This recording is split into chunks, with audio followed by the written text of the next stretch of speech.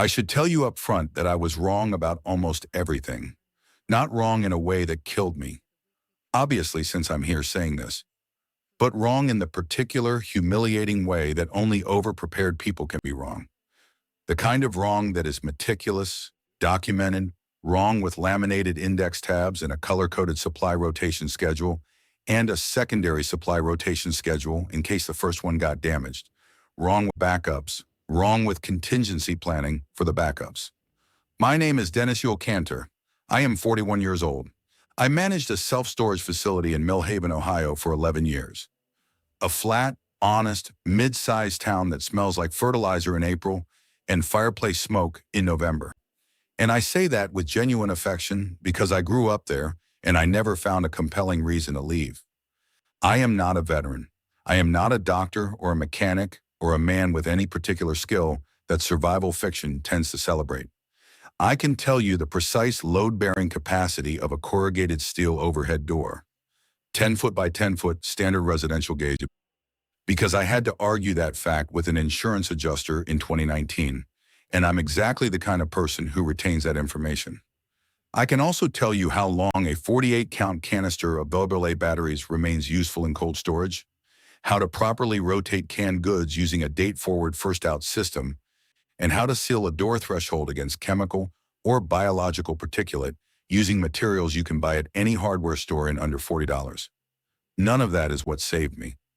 What saved me was the basement of St. Crispin's Episcopal Church on Dalton Road, which I had spent 3 years quietly preparing for a scenario that never came. And the 7 days I spent sealed inside it, alone, listening to the world outside rearrange itself into something I had no protocols for. I kept a log, not because I thought anyone would ever read it. I sealed myself in on a Tuesday, expecting a regional grid collapse and a period of civic unrest tied to the November election cycle.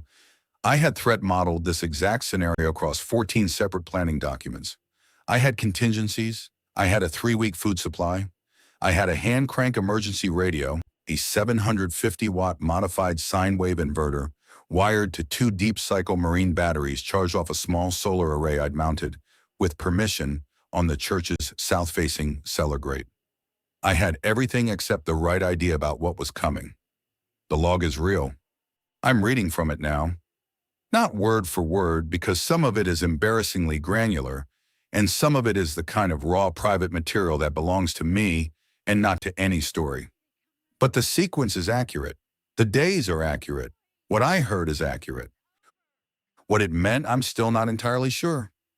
To understand the mistake, you need to understand the preparation, and to understand the preparation, you need to understand that I am the product of a very specific kind of loneliness.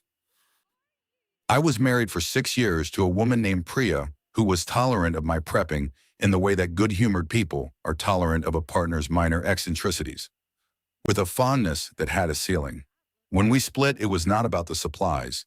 It was about me spending more emotional energy anticipating catastrophes than inhabiting the actual life in front of me. And she was not wrong about that. She said once that living with me felt like living with someone who was always standing in the doorway, never fully in the room. I think about that a lot. I thought about it in the basement when there was nothing else to do but be in the room for once.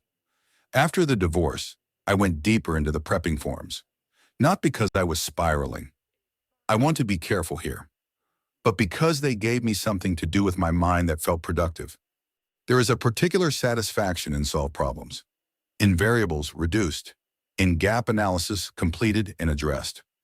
I found a community of people who thought the same way, and for a few years we had extended arguments about water purification, soil composition for root cellars, the relative merits of freeze-dried versus dehydrated caloric stores, and what a realistic, grid-down scenario in the industrial Midwest would actually look like.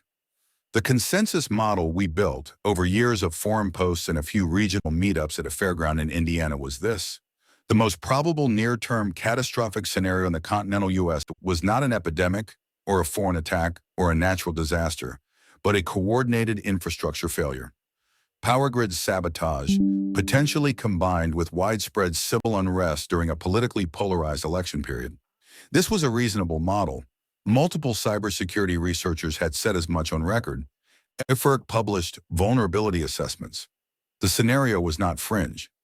The church basement came into my life because my neighbor Orrin Fatch, who served on the vestry at St. Crispin's, knew I stored things professionally and asked if I'd be willing to assess the old cellar beneath the parish hall, a 1920s addition that had been used for coal storage originally, then for excess furniture, then for nothing. The church had been meaning to renovate it into additional meeting space but hadn't budgeted for it yet. I looked at it, and I saw something else entirely. The walls were poured concrete reinforced with brick facing. The ceiling was 11 feet at its apex. There was a ventilation grate at street level on the south side and a second one, smaller, facing the parking lot on the east. The door at the top of the interior staircase was solid core wood with a mortise lock that predated the building's 1970s renovation. There was a functioning utility sink fed by a secondary water line that someone had run during a 1950s update, still active. It was, structurally, one of the better protected spaces within a half-mile radius. And it was attached to a building that had no strategic value, no visible wealth, no reason to attract either looters or crowds. I made a deal with the church. I would clean and catalog the stored furniture and haul out the junk at my own expense. And in exchange, I asked for permission to store emergency supplies there and to use the space as a designated shelter if I ever needed it. I pitched it to the vestry as a community preparedness asset. I said they could share it with congregation members in an emergency. They were warm to it, approved it with some enthusiasm, and mostly forgot about it afterward, which suited me. Over 3 years, I brought things in, quietly, a little at a time. Water, food, a first aid kit that would embarrass most urgent care clinics, sleeping materials, reference books, lighting, the batteries, the solar grate. Functional and unobtrusive, flat enough to look like a drainage cover to someone not looking for it. I was careful and methodical. I tested the ventilation seasonally. I ate through and replaced my stock on a rotation schedule. I knew that space the way you know a room you've furnished yourself. Exactly where everything sits in the dark, which floorboard creaks, how the temperature drops 3 degrees by midnight regardless of the season. I was ready for the wrong disaster. The trigger. And I want to be honest about how I looked when I pulled it. Was a post at 6:47 in the morning on one of the secondary prep forums I still checked, alongside a thread on a regional power watchdog site, alongside a news alert from a grid monitoring account on social media that I'd been following for 2 years. All three, within 40 minutes of each other, indicated the same thing.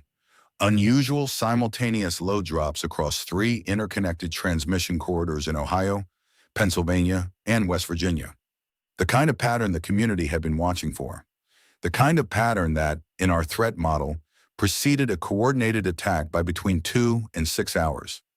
I work early. I was at the storage facility at 7:30, and by 8 I had called my manager, who was also my only employee, a 23-year-old named Tasha, who is competent and would be annoyed at me later, and told her I was sick and the facility was hers. I went home. I checked the feeds again. The pattern was still there. I packed my go bag, which had been packed and ready for 2 years and needed only a few fresh items. I drove to St. Crispin's. It was a Tuesday in late October. Cool. A week before the election.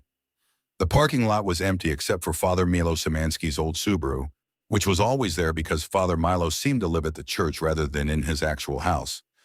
I let myself in through the side entrance. I had a key. The arrangement with the vestry gave me access, and went straight downstairs. I should describe the space because it matters. The cellar was accessed by a staircase off the parish hall corridor through a door I'd reinforced quietly with a steel bar bracket on the inside. Not a visible modification from the outside, just a steel bar that dropped into wall-mounted receivers. The staircase was 12 steps, wooden, banistered, well-lit when the overhead worked. At the bottom was a single room, roughly 32 feet by 22 feet. Concrete floor, painted gray at some point in the 1980s, and mostly worn through. The brick-faced walls held moisture in the deep winter, but were dry by October. My supplies occupied the east wall entirely. Shelving units, plastic totes, the battery bank and inverter, the radio, the filtration setup for the utility sink. Against the north wall, I'd set up a sleeping area. a folding cot, a sleeping pad over it, actual blankets rather than survival blankets because I believed in sleep quality as a survival variable. The only windows were the two grates, the south-facing one at street level, roughly 12 inches by 8 inches, through which I could see a narrow strip of the sidewalk, and the parking lot grate on the east, smaller, ground level, through which I could see only feet and wheels if anything was parked there. At 9:15 in the morning on that Tuesday, I dropped the bar across the door, sat down on the cot, and listened. Outside, a normal Tuesday. I could hear the occasional car on Dalton Road. Somewhere above me, Father Milo was moving around. I could pick up his footsteps through the parish hall floor. A slow, purposeful shuffle. The radiators were ticking. Through the south grate, I could see the corner of the sidewalk, the base of a maple tree in its parking strip, and the chalk drawing on the pavement. The drawing had been there since Sunday. I'd noticed it coming in for my monthly supply check. A child's work. Probably 6 or 7 years old's work. The figures made with that particular confident inaccuracy of kids who haven't yet decided they can't draw. Two people holding hands, a house, or maybe a church with a triangle roof, and a sun with too many rays that occupied about a third of the available space, the way children's suns always do. Done in yellow and pink, and a blue that had already started to fade at the edges. The child who made it had almost certainly been brought to Sunday services by parents who let them loose on the sidewalk after. Nothing remarkable about it, except that from my position on the cot, lying on my back staring at the ceiling, if I turned my head to the left, I could see it through the grate at exactly eye level. A narrow, bright rectangle of chalk color in gray October. I told myself the grid would go by noon. By noon, the grid had not gone. By nightfall of the first day, I had calibrated my embarrassment somewhat and recalibrated my timeline. The low drops I'd seen could be a precursor event, a probe, rather than a first strike. I had enough documented precedent in my files to make this a defensible position. I wrote it in my log without quite believing it. Ate one of my meal rotation items. Lentil soup, 340 calories, not bad.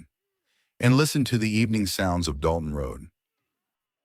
Father Milo left around 6. I heard his footsteps above, then the side door opening and closing, then his Subaru starting. The parking lot grate went dark after a while. A few cars passed on Dalton Road through the night. I slept in intervals the way I always sleep when I'm anxious. 2 hours, awake, 1 hour, awake, 2 hours. The basement was 52 degrees by morning, which was expected, and I put on my second layer and ate oatmeal and ran through my day 1 inventory check with obsessive attention to detail because that is how I manage the particular static in my head. Day 2 was Wednesday. 3 things happened on Wednesday that I did not account for in my threat model. The first, Father Milo did not come back. His Subaru was not in the parking lot by 9 in the morning, and his footsteps were absent above me all day. I told myself he had meetings elsewhere. This was plausible. The second, there was more traffic than usual on Dalton Road. Not gridlock. Not the panicked exodus kind of traffic I'd planned for. But a quality of frequency and urgency that was different from a normal Wednesday. More horns than usual. One long stretch of continuous engine noise in the late morning that went on for about 20 minutes and then stopped. I couldn't see the road from my grates. The south grate showed only the near edge of the sidewalk and the parking strip maple. So I was operating entirely on what I could hear, and what I could hear was that the rhythm of the street was off. The third thing was voices. Not close. Maybe half a block away, and elevated, the way voices get when people are arguing somewhere public and have given up caring who hears. 2 people, maybe 3. I couldn't make out words through the concrete and the distance, only the pitch and the pace. And the pitch was fear and the pace was fast. They went on for several minutes and then stopped. Not in the way conversations stop when they resolve, but in the way they stop when someone leaves or something interrupts. I sat with that for a long time. In my threat model, social friction was a day 4 to 7 phenomenon. Immediate community response to a grid-down event was typically cooperative for the first 48 to 72 hours, followed by resource anxiety, followed by friction. The timeline on what I was hearing was off. I wrote, "Something is moving faster than the model. Don't know what yet." That night I listened to the hand crank radio for the first time. I'd been avoiding it. Partly discipline, partly a private fear that I would hear nothing, which would mean the grid was fine and I was sitting in a basement for nothing. What I heard was partial and fragmentary, and I couldn't get a clear signal on anything above 50% strength. The local AM station that should have been carrying city emergency information was carrying something, but it kept breaking up. The word fatalities came through clean once. The phrase "do not approach" came through twice, separated by static. Then the signal dropped entirely, and I couldn't bring it back. I sat in the dark. I was conserving battery power, running only the small LED task light. And I added something to my log that I hadn't written anywhere in 3 years of preparation documents. I don't know what this is. Thursday morning came in with rain. I know this because I could hear it on the parking lot and see the slight darkening of the south grate where the sidewalk got wet, and because the temperature dropped 4 degrees from overnight.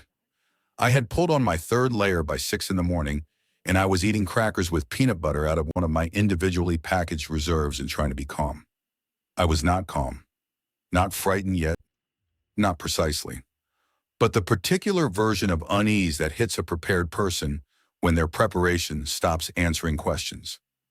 My whole psychological system was built on variables I could define, rank, and address. And what I was living inside now was a situation where the variables were multiplying faster than I could name them. The radio had given me nothing useful since Wednesday night. My threat model was functionally obsolete. I was revising it, but revision requires information, and the information I had was this: traffic sound, voice fragments, an absent priest, and rain. The running started around 10 in the morning. One person, by the footfall rhythm, running south on the sidewalk past the church. I could track it through the south grate, first as distant percussive impact on wet pavement, then as a flash of legs crossing my narrow strip of visible sidewalk, then as receding sound. Not jogging, running, the way people run when they are running from something specific. The gait slightly irregular from looking backward. I pressed my face to the south grate. The sidewalk was wet and empty.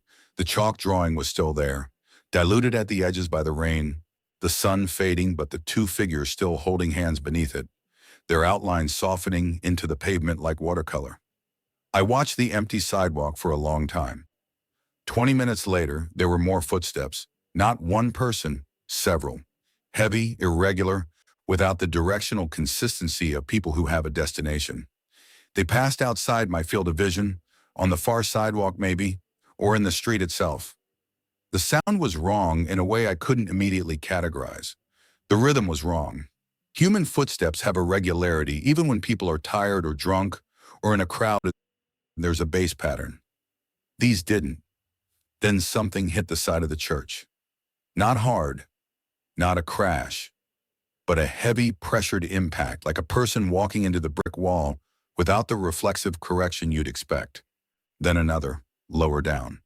Then the sound of something dragging along the exterior, slow and without apparent urgency, the way someone would move who was navigating by contact with a surface rather than by sight. I didn't move for 37 minutes. I timed it because I was tracking everything, and because having something to track kept the interior static manageable. The dragging sound moved east along the wall, rounded what I estimated was the corner by the parish hall entrance, and stopped making audible contact with anything I could identify. It did not return. I opened my log and wrote one sentence. I don't think this is a grid attack. I should tell you that I am not a man of faith in any organized way, and the fact that I chose a church basement for my shelter was purely architectural and logistical, not spiritual. I say this because of what happened at 3 in the afternoon. Banging on the cellar door. Not the exterior of the church. The interior staircase door. The solid core door at the top of the 12 steps. The one I'd braced from the inside. Someone above me in the parish hall corridor, knocking. Not the dragging against the wall knock I'd heard outside that morning. Deliberate. Knuckles in a pattern. 3, pause, 2, pause, 3, which is not a code I use and was not a code anyone should have had, but was unmistakably a person making a conscious rhythmic choice about how to knock rather than just pounding. I stood at the bottom of the stairs for 20 seconds. Then I called up. Not loud, controlled volume. "Who is it?" "Dennis." A voice I recognized immediately. "Dennis, it's Milo. Please." The please told me more than the name. Father Milo Szymanski was a 63-year-old man who had been an Episcopal priest for 31 years, and who had, in my limited experience of him, the calm, slightly amused equanimity of someone who has made peace with uncertainty as a lifestyle. He was thin, wore his silver hair too long in a way that suited him, and had a habit of responding to nearly everything with a brief pause before speaking, as though he was giving the question the respect of actual consideration. He did not say please like a man who was frightened.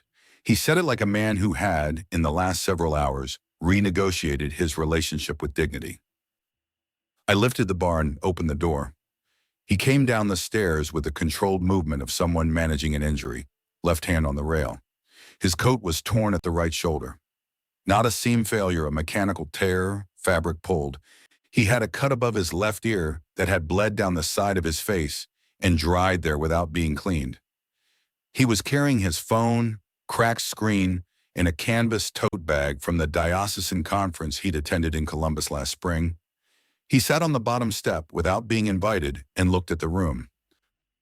"You did all this," he said. And it wasn't a question, and it wasn't accusation, and it wasn't even quite surprise. It was the particular tone of a man who is slightly relieved to discover that someone else has been doing the thing that needed doing without being asked. "What happened out there?" I said. He looked at his hands. The cut on his head had started to seep again, a thin tracking line below the dried one. "I need to be honest with you," he said. "I don't know what I saw. I have the words for it. I'm not sure the words are adequate." He told me what he'd seen. He'd been at the diocesan meeting overnight, driven back this morning, made it as far as the intersection of Dalton and Reeves before the traffic became impassable. Not gridlock. Something else. He'd gotten out of the car and walked. What he described in the next 10 minutes was something I had no category for. And this is where my log entries start to become fragmented, because I was writing while he was talking, and my hands were doing the mechanical recording work, while my brain was doing something slower and more reluctant. He described people in the road who were not responding to other people. He described a collision, vehicle, stationary object, from which the driver emerged and did not behave the way a person in shock behaves. He described a woman he'd tried to help who had injured him before he understood that his category for woman who needs help was not the appropriate category. He sat on my bottom step and looked at his hands and said, "I have administered last rites 43 times. I know dead people, Dennis. I have considerable professional experience with them." He paused the way he always paused. "What I saw on Reeves Street this morning was not what I would classify as living people." He looked up at me. "I am aware," he said, that sentence is absurd." "It's not," I said, because by then I had been sitting with the dragging sound for 6 hours, and the word absurd no longer applied with any real force to anything I was considering. I cleaned his head wound with saline and gauze from the first aid kit. The cut was superficial. Scalp wounds always look worse than they are. High vascularity and didn't need suturing. He sat still during the whole process in the way that people sit still when they have used up their available reaction. "The door?" he said. I replaced the bar. I want to compress this period a little because the compression is honest. It felt like a single long continuous state rather than separate days. Time does strange things in enclosed spaces without natural light. You become very attentive to very small things. The quality of silence between sounds, the exact timbre of a car engine versus the sound of a car in distress, the difference in a footfall sound between pavement and grass. You become, against your will, good at interpreting sound, and what you become good at does not always make you feel better. Father Milo. Milo, he asked me to call him, said father was a bit much under the circumstances, was an unexpectedly practical person beneath the pastoral exterior. He'd brought in his canvas conference bag 2 changes of clothes, a full water bottle, prescription reading glasses, his medication for blood pressure, and This was the one that made me briefly love him in the uncomplicated way you can love someone who surprises you. A small paper notebook in which he had been writing notes for a homily he'd been preparing for the following Sunday, which would never be delivered. He helped me ration. He helped me think through what I was hearing. He was better at interpreting acoustic information than I was. He had spent 31 years in public spaces full of people, attentive to the textures of human sound. He could distinguish, with some confidence, between human voices in distress and other kinds of vocalization. He was honest about the limits of his distinctions, which made me trust them more. What we heard over those days was this.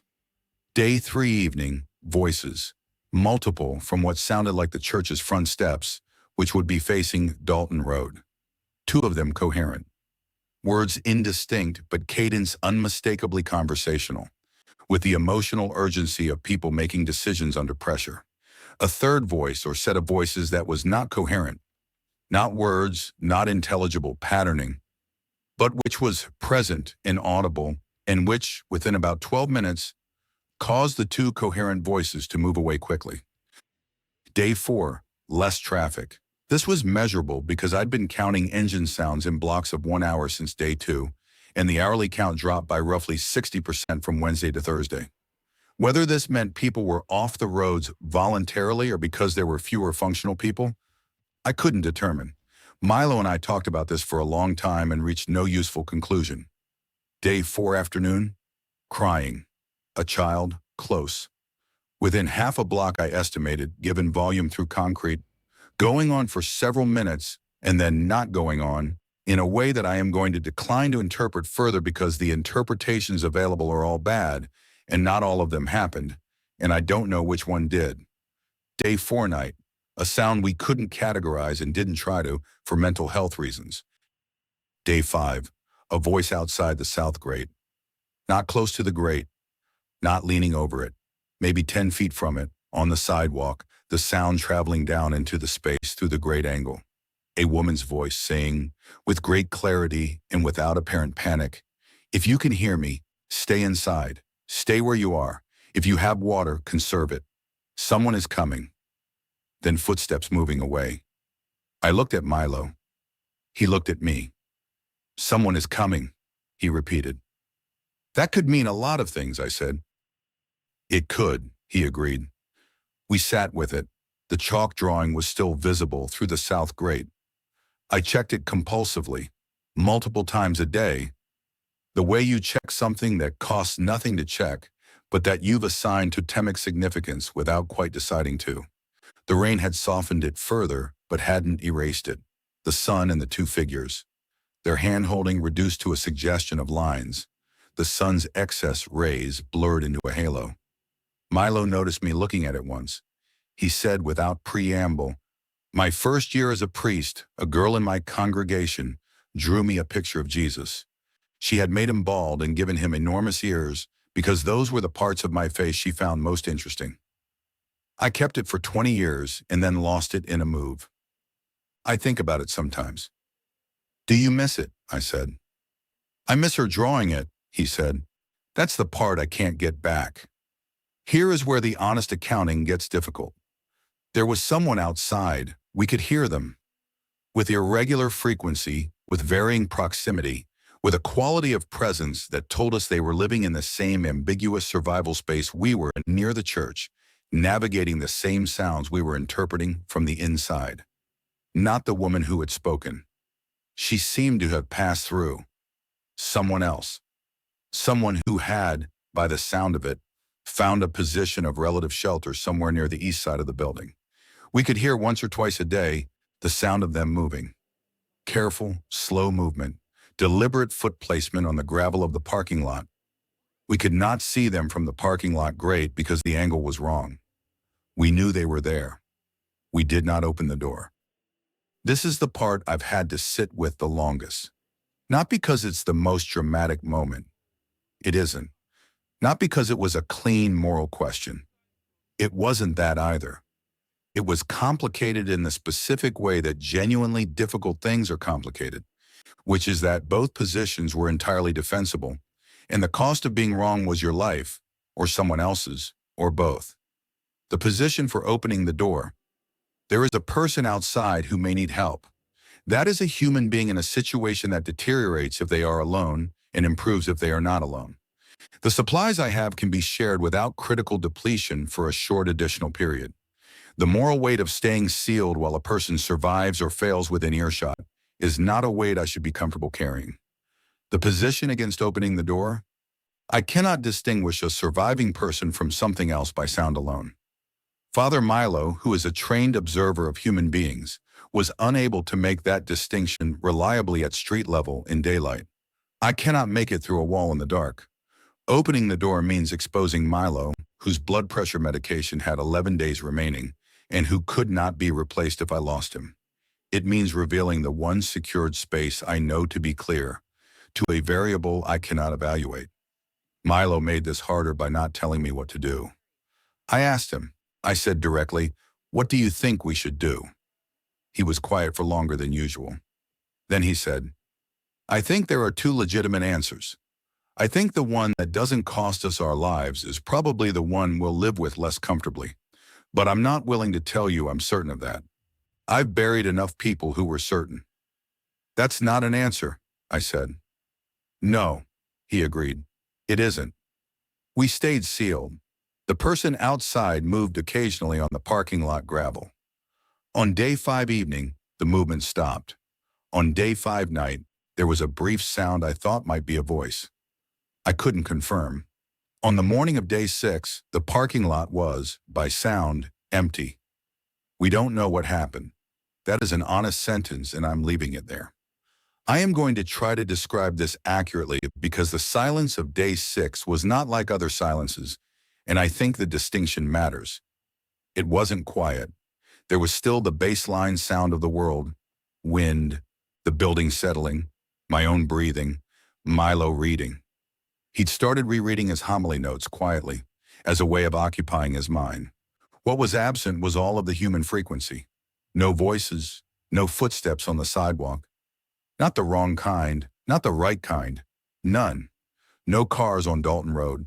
The horns that had been present on Wednesday and Thursday and had dropped in frequency on Friday were gone. The sporadic engine sounds that had told me the world was still moving people around. Gone. By 10 in the morning, Milo had noticed too. He looked up from his notebook and just listened, his head slightly tilted, the expression of a man who is giving the silence the respect of actual consideration. "How long?" he said. "Since about 4 this morning," I said. "I've been tracking it." He set the notebook down.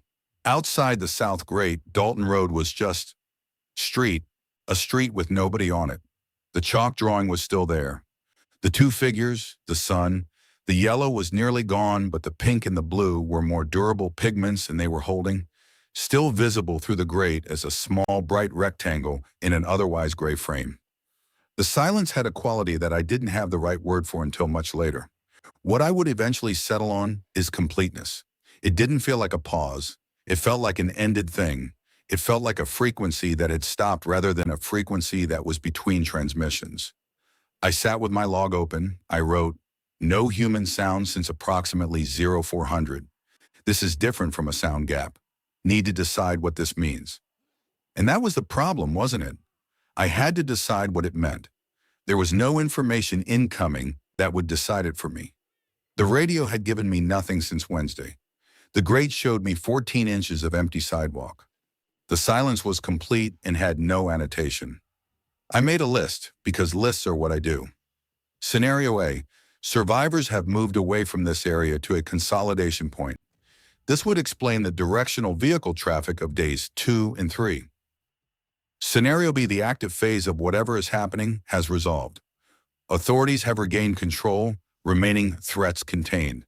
The silence is post-crisis quiet, not ongoing crisis quiet. Scenario C, there is nothing left outside to make sound. I stared at those 3 lines for a long time. Then I wrote underneath them, "I cannot determine which of these is true from inside this room. I know what I want to be true. I know that wanting is not evidence. I know that the entire framework of everything I built was about reducing the role of want in decision-making and replacing it with documented evidence. I have no documented evidence. I have silence. I have to decide anyway. That evening, Milo told me something he hadn't told me before. He'd seen before he reached the church on Thursday morning what he described as a significant number of survivors. Not just the few he'd mentioned. He'd been, he said, imprecise in his initial account because he hadn't wanted to tell me in the first hours that he'd passed by people who were calling for help, people sheltering in doorways, a small group on the steps of the public library on Reardon Street who had seen him and shouted. He'd kept moving. He'd come to the church. He'd come to me. He sat with his hands in his lap and told me this the way people tell you the thing they've been not telling you, which is all at once, without preamble, with the particular tone of someone who has decided that the cost of carrying it alone exceeds the cost of sharing it. I was afraid, he said. That's the honest accounting. I was afraid, and I kept moving. And I've been a priest for 31 years, and I don't have a construction for that, which makes me feel better about it. I thought about the woman's voice on day 5. Stay inside. Stay where you are. I thought about the person in the parking lot. I thought about the child crying on day 4. I have a list, I said, of every scenario I planned for. 3 years of planning, 11 separate threat categories with supply requirements and decision trees for each one. I paused. None of them are what happened. No, he said. So the list is, I said, and I stopped because I wasn't sure what the sentence was going to be. Then it came. The list is still the only reason we're here, even though it was built for the wrong thing. Milo thought about this. That is either very comforting or very disturbing, he said. I know, I said. I haven't decided which. He looked at the south grate. The chalk drawing was catching the last of the day's light. There's a western tilt to the afternoon sun that came through for about 40 minutes at that time of year and caught the grate at an angle. And in that light, the remaining pink and blue lines of the drawing were almost vivid. 2 figures, a sun. Someone has to go first, Milo said, not meaning out the door. Or not only that, meaning someone has to say the thing that moves us from the present position. He was looking at the drawing, not at me. I built this for an infrastructure attack, I said. I had a decision tree for when to unseal. It required 3 confirming signals: stable power grid, functioning emergency broadcast, visible civil authority presence. And none of those are applicable, I said. So the decision tree is empty, and I have to decide based on what I actually know. Which is, he said. The silence, I said. What I actually know is the silence. I am going to tell you what I decided, and then I'm going to tell you why. And then I'm going to tell you that I cannot guarantee the why was correct. That's the condition I'm delivering this under. I decided the silence meant it was over. Not over in the sense of resolved, contained, returned to normal. Over in the sense of the acute phase, the active moving phase of whatever had moved through Millhaven in those 6 days, had run its course in this specific geography. What remained, if anything remained that was dangerous, was static. Not hunting, not moving. And between a static danger and the slow depletion of supplies and Milo's blood pressure medication running down toward nothing, the math of staying sealed indefinitely was worse than the math of moving. I want to be clear, I could not prove this. I had no confirming data. I had the silence, and my interpretation of the silence, and a set of baseline assumptions about how the kind of thing I'd heard through those 6 days would behave over time if it followed biological or systemic logic. I was applying my threat modeling brain to a threat I had never modeled, using inference built on information I'd assembled up through a wall in the dark. There was a real chance I was wrong.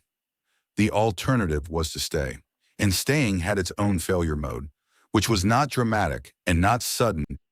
It was Milo's blood pressure climbing without medication over the following weeks, and the psychological deterioration of 2 people in a 32 by 22-foot room without sensory input beyond each other, and the very real possibility that the woman's voice had been right.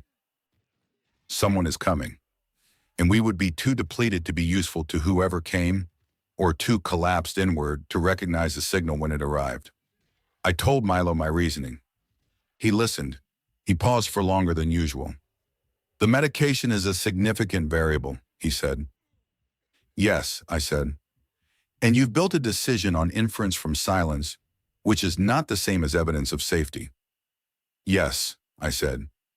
But you've also, he said slowly, been building decisions on inference from sound for 6 days, and those decisions kept us alive.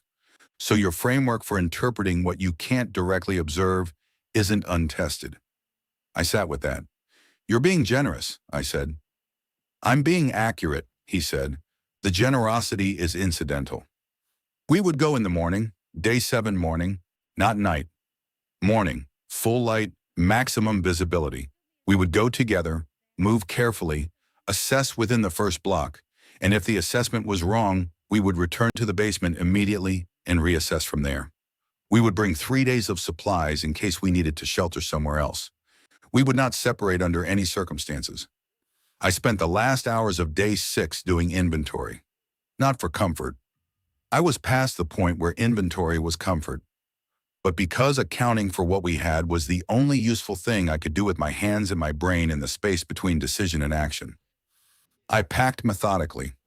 I documented what we were leaving in the basement, in my log on the final page.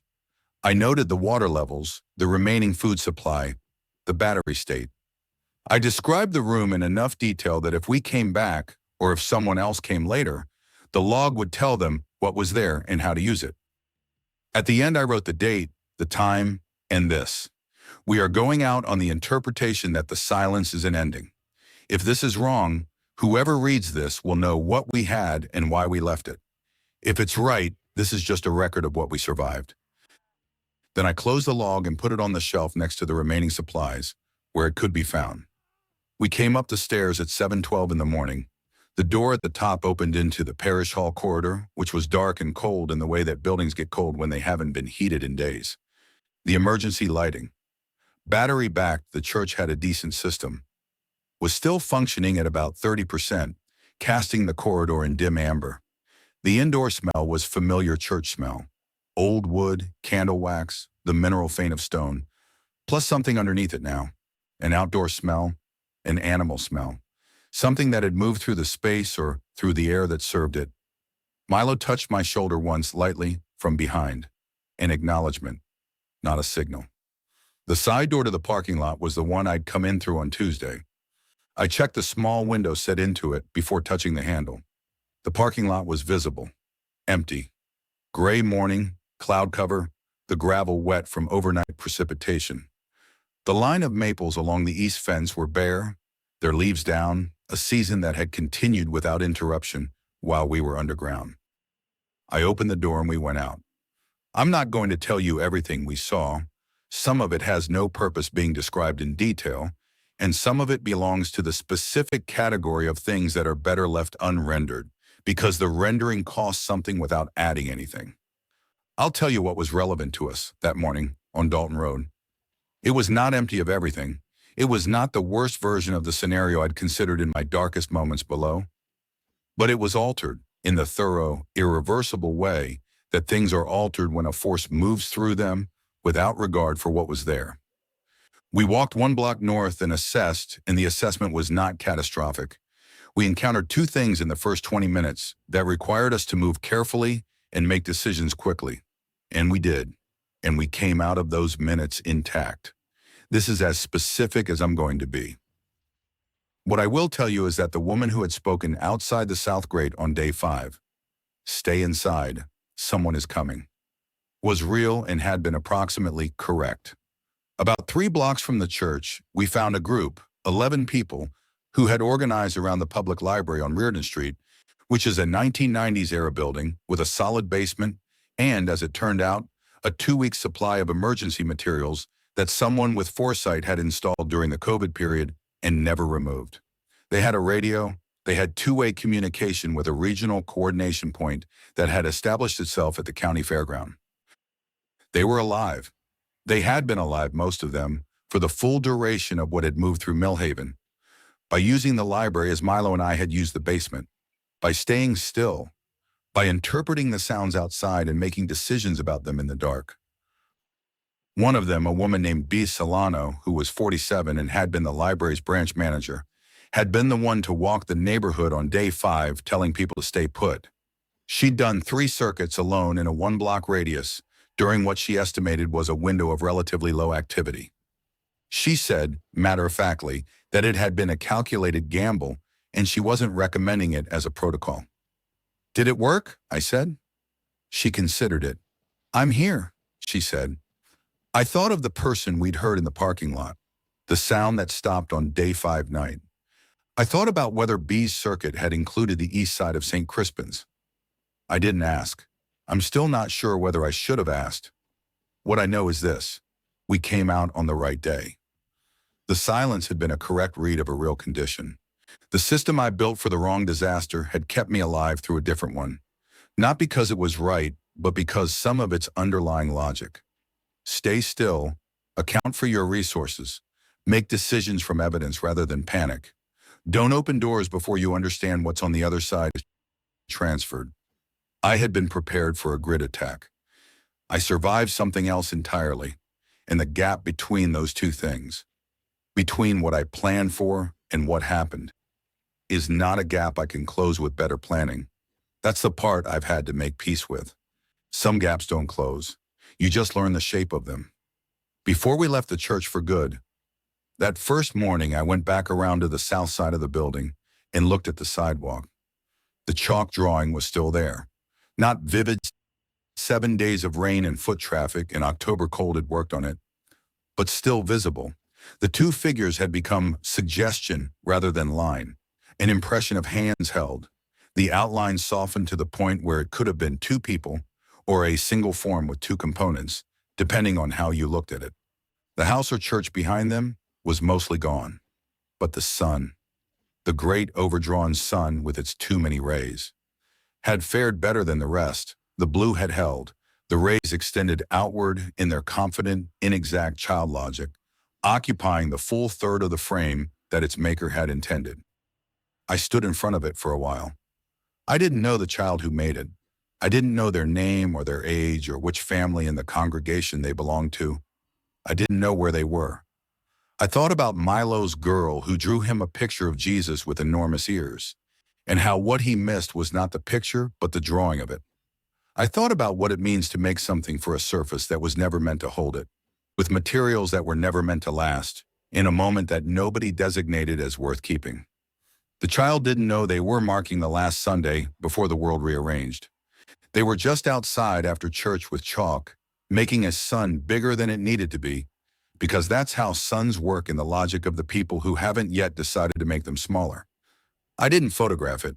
I want to say I made a deliberate decision not to, that I was choosing to leave it as a thing that existed in one place and time and would dissolve at its own pace.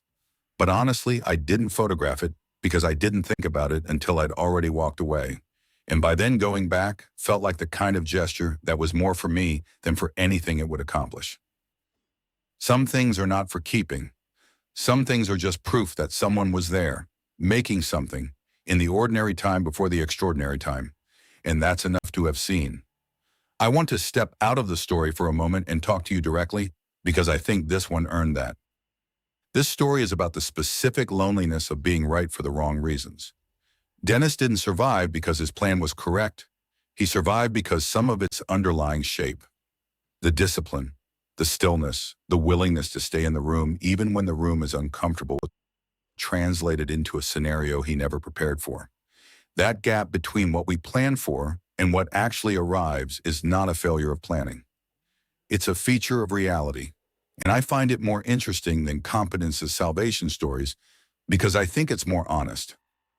The real theme underneath the survival logistics is a thing Priya told him, that he was always standing in the doorway, never fully in the room. The basement forced him into the room.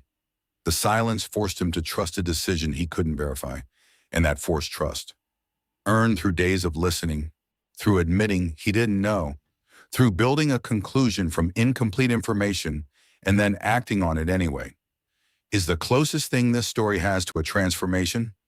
I want to leave you with 3 questions, and I mean these as real questions, not rhetorical ones. First, the practical one. Dennis decided not to open the door to the person sheltering in the parking lot, given what he had.